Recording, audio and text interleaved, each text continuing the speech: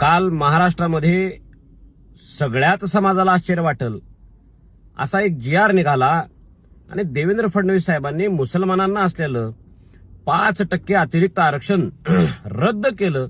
याबद्दल वेगवेगळी मतं राज्यामध्ये आता समोर येताना दिसत आहेत. पण मराठा समाजाच्या आरक्षणाचा एक कार्यकर्ता म्हणून, अभ्यासक म्हणून मला एका गोष्टीचं आश्चर्य वाटलं की 2014 साली दिलेलं हे आरक्षण कालपर्यंत अस्तित्वात होतं याचा थांग पत्ताच महाराष्ट्रातल्या कोणाला नव्हता. ना ह्या छगन भुजबळला होता, ना त्या सदावर्त्याला होता. अरे 2014 साली आमचं दिलेलं आरक्षण त्याच काळात लगेच थोड्या दिवसामध्ये हायकोर्टात चॅलेंज करून रद्द केलं गेलं. बरं 2017 साली 50% वरचं असंच आरक्षण दिलं गेलं होतं. ते विधानसभेत कायदा करून दिलेलं होतं.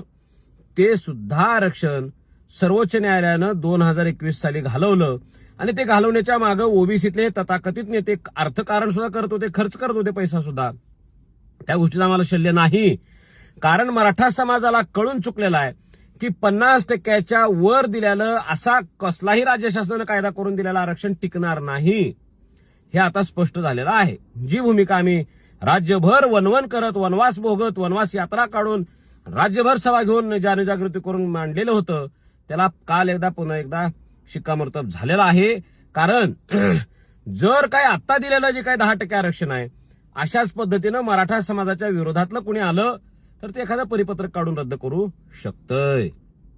आणि म्हणून माझे ह्या कर्तबगार देवेंद्र फडणवीस सरकारला, एकनाथ शिंदे साहेबांना आणि सुनेत्राताईंना माझी विनंती आहे की मुस्लिम समाजाच्या जाती ओबीसी आरक्षणात सुद्धा घुसवल्या गेलेल्या आहेत. 2008च्या नंतर असा कार्यक्रम जाणीवपूर्वक राबवलाय. मंत्रालयात बसून एक GR काढून अशा अनेक जाती थेट ओबीसी आरक्षणात घातल्या गेलेल्या आहेत. त्या सुद्धा आरक्षणाचं पुनर्विचार व्हावा आणि रद्द करण्यात यावं. कारण तुम्ही हिंदुत्ववादी सरकार आहे ना. आणि माझ्या ओबीसीच्या नेत्यांना विनंती आहे, अरे तुम्ही मराठ्यांचा विरोध करताय पण मुस्लिम समाजाला ओबीसीत सुद्धा ठेवायला तुम्हाला लाज वाटत नाही. तुम्ही आत्मपरीक्षण, आत्मचिंतन करायला पाहिजे. माझी अशी विनंती आहे की राज्य शासनानं जे मूळ ओबीसी आहेत त्या मूळ ओबीसीच्या यादीच्या वरती जे काही नंतर हळूहळू मध्ये त्यात ऍडिशन केलं गेलेलं आहे त्या सगळ्या जातीला बाहेर काढावं. आणि जे कुणबी, मूळ ओबीसी मध्ये कुणबी आहे मराठा समाजातला, त्या कुणबी आरक्षणाच्या प्रमाणपत्रांची प्रक्रिया वाढवावी. दुसरा एक मुद्दा असा आहे की मराठा समाजाला राज्य शासनानं दोनदा राज्य मागास वर्ग आयोग स्थापन करून मागास ठरवलेला आहे. मग आता आमचा 50% आतला हिस्सा का दिला जात नाही हा सवाल पुन्हा एकदा मी करतो.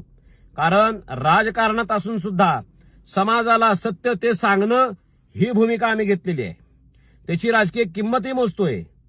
पण समाजासाठी आम्ही घर बार त्याग केलेला आहे आणि सरकारला सुद्धा जाब विचारण्याची ताकद आम्ही ठेवतो. ओबीसीचे नेते जर काय आम्हाला राजकारणात असून, मंत्रिपदावर असून जर मराठ्यांचा हक्क डावलण्यासाठी विरोध करत असतील तर मी माझ्या समाजाची बाजू नक्कीच मांडू शकतोय.